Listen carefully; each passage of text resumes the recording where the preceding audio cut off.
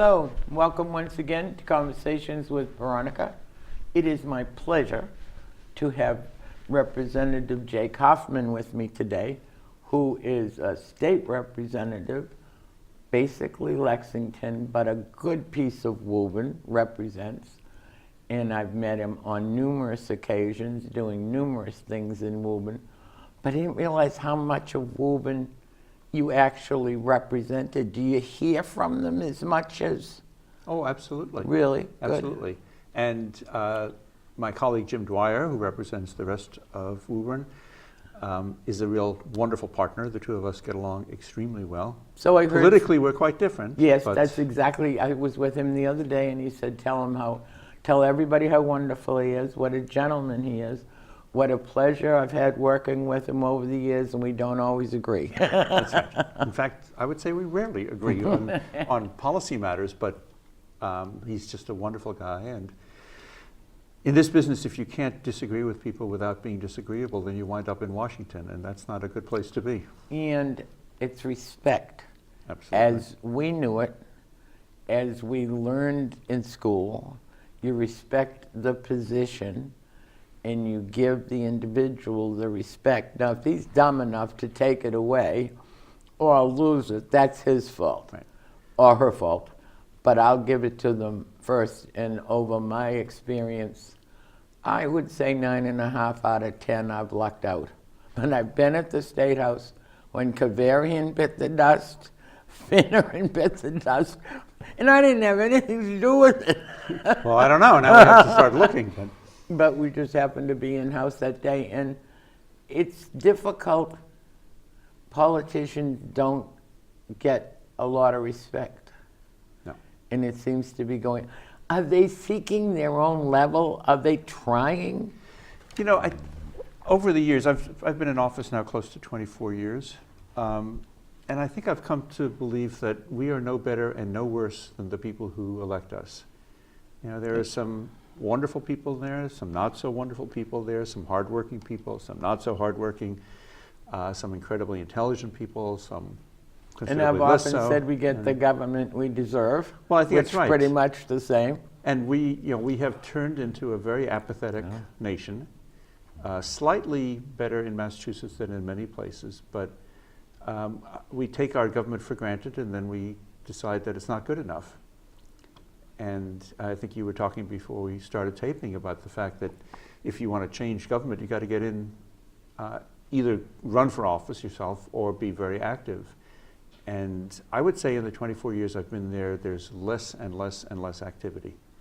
I get fewer letters, fewer phone calls. Lots of emails? Is emails? Yeah, I get more emails than I used to, obviously. But it's the very small number of people who are actually actively engaged, and that's sad. I mean, it deprives us of the rich variety of opinions that we're supposed to be considering, and I regret that. True, but it's from this side of the bench, it's hard to be heard. There are those who don't want to hear you and make it even harder to be heard.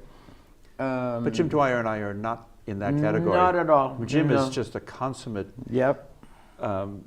representative of the community, and we couldn't be luckier. But both of you are going to be hard to replace. Well, hopefully we will be well replaced, and I think. Did you know Jim was going to retire? Did he know you were going to retire, or did you both say, "Come on, let's get the hell out of here"? No, I don't think it was quite like that. But both of us had been talking for a while about looking at other opportunities and other things to do. And as I said, I've been there 24 years. That's a long time. Right, and after a while, it hurts when you bang your head against the wall. Absolutely. Absolutely. What is what you consider your personal accomplishment for the 23 years? What are you proudest of? Doing exactly what you're now doing. The monthly public policy forum that I've enjoyed that many times in Lexington. And are you going to keep it up? I'm thinking about something as a successor, because I've started a new nonprofit organization to do leadership development for people who are working in the public square. And the thought of having some kind of ongoing conversations about leadership and about leadership issues and about the public square is extremely appealing. I've loved that series. A number of the people who are running for the office have asked if they could take it over, and I'm loath to let go of it. Yeah, So, well, it's your so- baby. And, so and we'll again, see. you walk away, it'll change. But do you have an active cable studio in Lexington? Oh, absolutely. So did they come to your meetings to They do. show it? Every show is taped Good, good. and broadcast. I Good. don't know how many people watch it, but it's there. Well, then they take it and they push buttons and they make it show up on their phones and they make it show up on YouTube and on their web pages and stuff like that. So that's a broader spectrum than either one of us have ever had before. Nobody's teaching me how to push the buttons. Well, the nice thing about it is that I feel very strongly about engaging the community in conversations, especially if the issues aren't clear and the answers are just undiscernible at this point. So getting a lot of people thinking out loud together is the only way to move some of these issues forward. So I inevitably walk away from those forums knowing more than I did walking in. Well, that's always And the way. so from a selfish point of view, it's really important. How about young people with this insurgence, resurgence, upsurgence of civic activism? Do you hear from the young people here? Are they concerned about their schools and their safety, or are they going to wait until something happens? Interestingly enough, I've been contacted by students very infrequently over the years, a lot in the last couple of months. Okay. So a couple of different groups from Lexington High School and one group from Woburn High School Good. have asked me about the gun issues, how to be effective, how to get their voices heard, how to get into the conversation. I take enormous comfort from the fact that this generation seems to be waking up, and if not been woken up. And I'm very hopeful. They remind me a lot of what I was like at that age, and for those of us of a certain age, it was assumed that you were going to be involved in the issues of the day. I mean, we had, in the day, major civil rights questions, ongoing to be sure, the war in Vietnam, now different location, but similar issues. But we took civic engagement for granted. But we also had civics in We school. absolutely had it in And school. we knew that democracy meant participating. That's right. And we knew that we lived in a commonwealth and we could sponsor our own bills. I'm constantly amazed at the number of people who don't know that. Well, we don't teach it, so in Yeah, some ways well- we have nobody to blame but ourselves. Well, I think all we see is these little girls sponsoring the state bird or the state cookie as part of a badge project, and they work so hard to do it, but nobody connects with, if I think, something that nobody else has thought, I can write a bill, but that's the part that gets tiring. And you would know it. I'd love to have you teach that one. Because how many times can John Q. Public take off from work and go to the State House for hearing after hearing after hearing, committee after committee after committee? And I know those marble walls are hard because I've knocked my head against them several times. Right. There's always somebody who's smarter who can pull the rug out from underneath you. So not only do you have to learn how to do it, you have to learn how to get it done. Absolutely. And you've got to have the willpower to stay with it, however long it takes. And the time and the effort and the stamina and the finances. You get a parking place, we don't. Right. That's true. That's a tough call. Which is in part why most of us try to go to where our constituents live. So we have office hours. The forums that I do are designed to, I don't have to come to Lexington, I live there, but I'll come to a forum in Lexington or in Woburn. I'm happy to do that rather than drag you to Boston. But some of the, certainly the hearings are for the most part in Boston. Yep, and those are the most uncomfortable rooms and benches in the world, methinks. Well, I think the benches for the public are only slightly less comfortable than the seats for the people behind Well, the I've dais, never so known that. they're Although pretty bad. I've sat in the chamber and I always love pulling out the little pieces of mail. They didn't go in the drawers. And it's like a calendar of what they did the day before and the day before. They didn't do a heck of a lot. Well, I've been thinking in part because of looking at the end coming up on January 1st, to be exact. I've been thinking a lot about work accomplished, issues addressed, and what's left behind, what's left still to do, and that list is much longer, needless to say. And why does it always take a crisis? When a crisis occurs, man, it can pass in 30 seconds flat and everybody comes out a hero. Why not get it done? Do it before it's needed. I don't know how much of that is the institution, how much of that is human nature, but it clearly doesn't work as well as we would like it to work. Do they work by Robert's rules, or do they work by another edition that I don't know about? We don't use Robert's rules, but the rules are not dramatically different, but we have a rule book yay thick. Do you stick to length. The most important rule is the last one, which is that any of the above can be overturned by a majority vote. And that rule basically translates into, in the House case, what the Speaker wants, the Speaker gets, and the same holds true in the Senate. I can't tell you how many times I've stood up at a meeting and, point to order, and nobody knows what I'm talking about. Well, we do have a parliamentarian. The clerk serves as a parliamentarian. And does he yell? He doesn't yell, but he doesn't need to yell. He's respected and nonpartisan, and what he says goes. Will you miss being there? Will you miss the everyday, the camaraderie, the coming and going? If there were a lot of camaraderie, I would miss it. To be brutally honest. You are a politician, after all. Well, to be brutally honest, that for the last 8 or 10 years or so, maybe even closer to 20, there's been a concentration of power in the hands of the House Speaker. And we meet less and less frequently, have almost no debates. I mean, it's really pretty staged, quite frankly, and I think Jim and I would agree that we would much rather be in the rough and tumble of it all than we now are. So in part, I think we're both leaving because it's just not as exciting as it needs to be and ought to be. But, as I said, I don't live there. I'm not a senator, I'm not a representative. But I personally have been there. When Speaker Kavarian bit the dust, when Finneran bit the dust, when Flaherty bit the dust. DeMacy.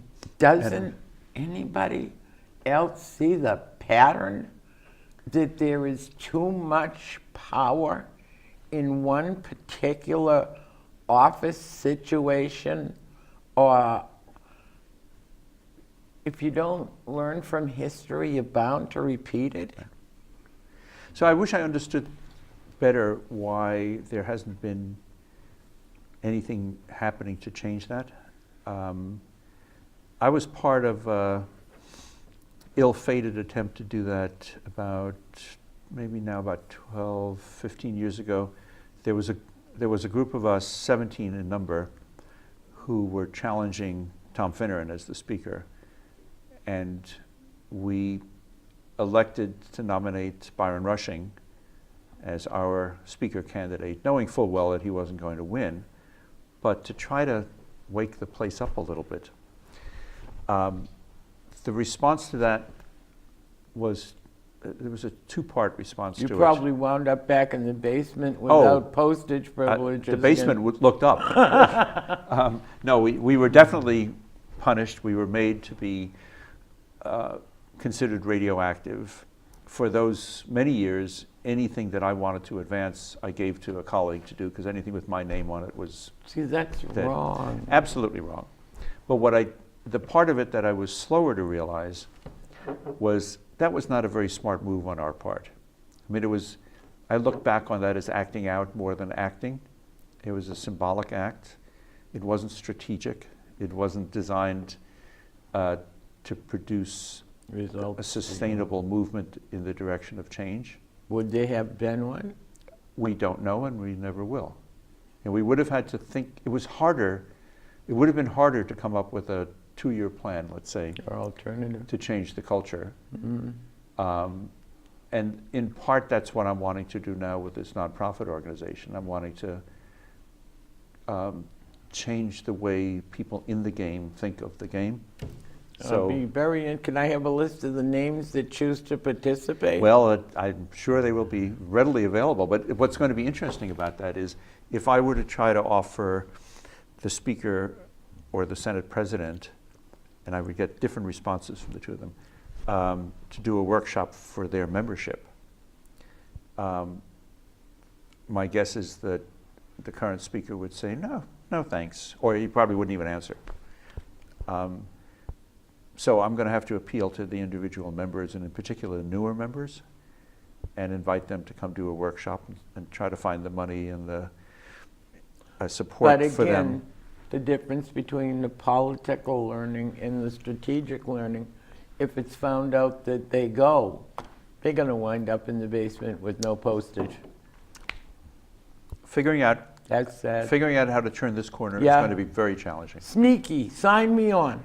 I'm awfully good about that. Well, I need your help then. I know how, when I wanted Finneran's attention, you know, when you sit in the chamber and he has that funny little door over here that he can come and go, I slipped my notes under that door in a bright orange paper, and I always got an answer. Yeah. While others were sitting in the outer office tapping their toe. I never abused it. He never got more than what was absolutely necessary. But I don't think he ever said no to me. But then I wasn't a rep. Well, I think, you know, some of us at least have figured out our counterparts to that.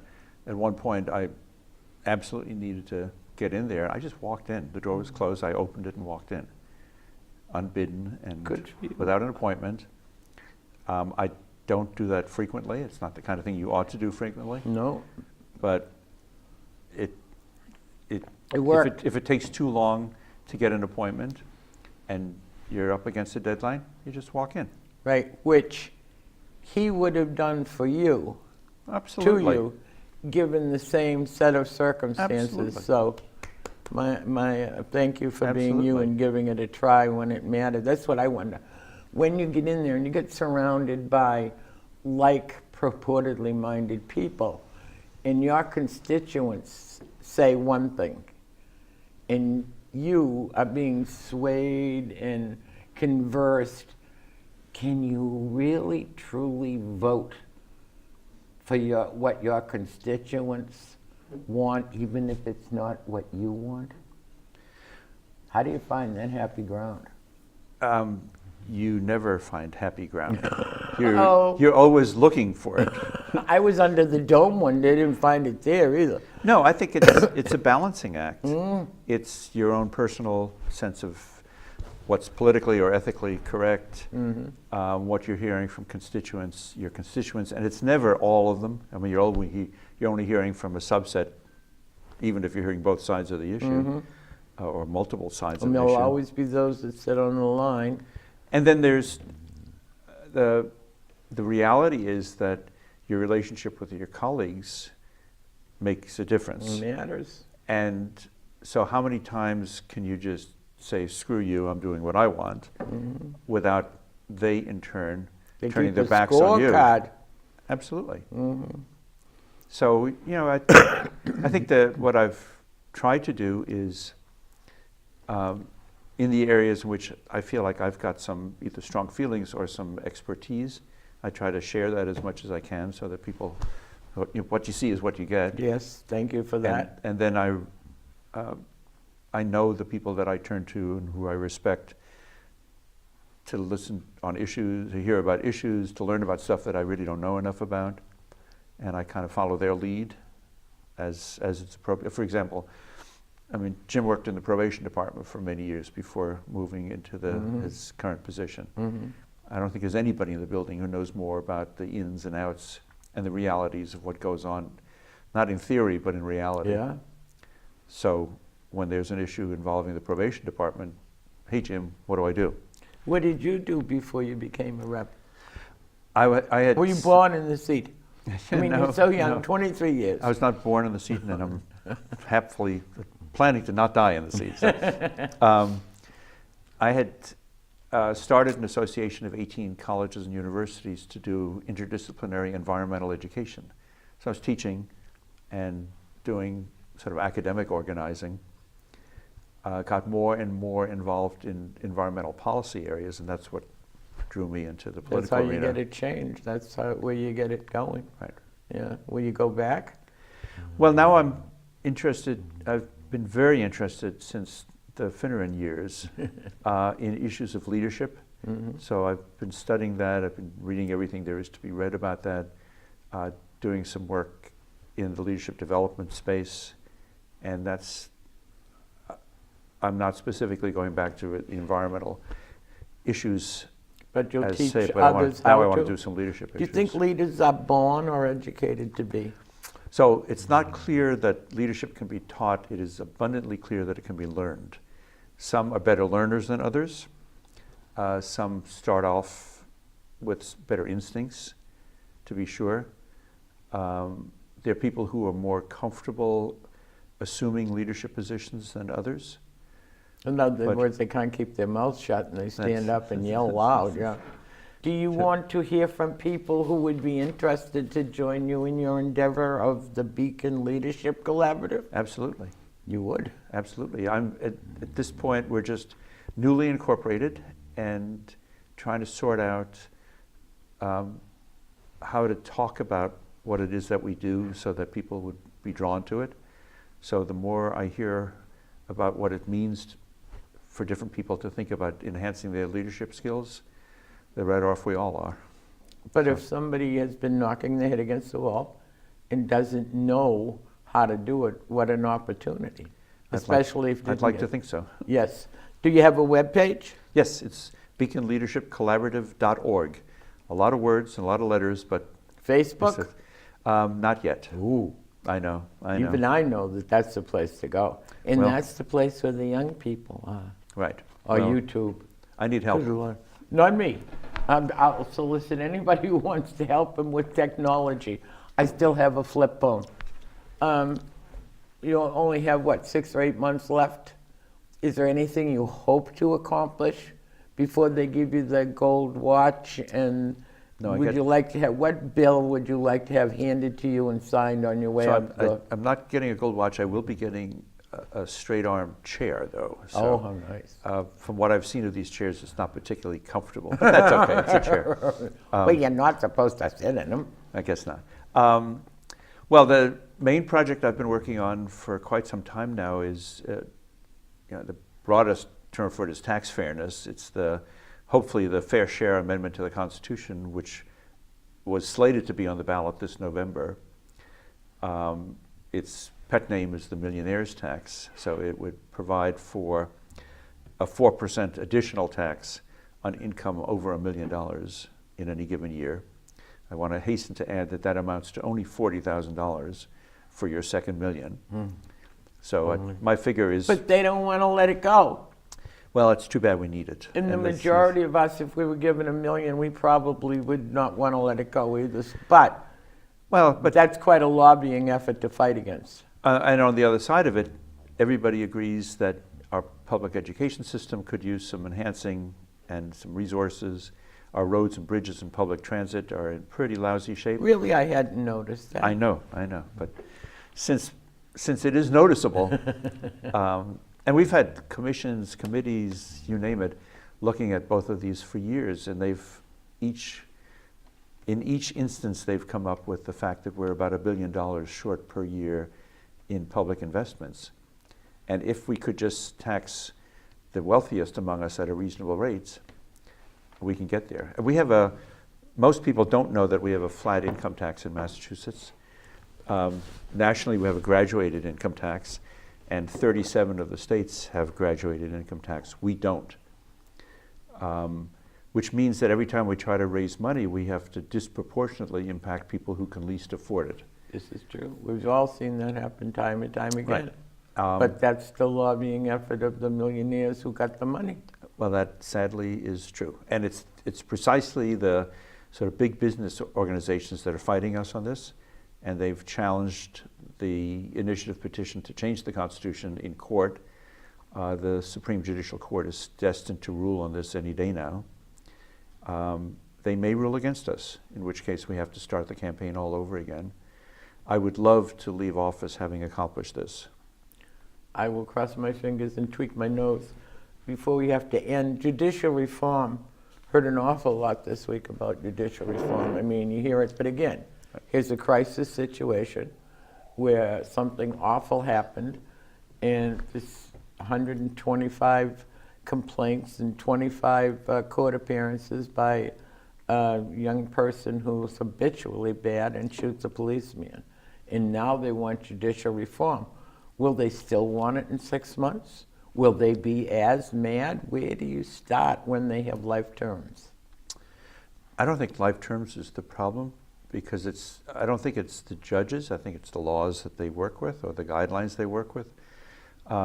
If anything, I would say it's the constraints on the judges. So they could at the really risk let of, them have it if they had more leeway? well, at the risk of expressing some cynicism or inviting yours or your viewers' cynicism, in my first term, so this goes back 22 years, there was a commission that recommended getting rid of all minimum mandatory sentences, because that takes the discretion out of the hands of the judges, takes judgment out of the hands of the judges.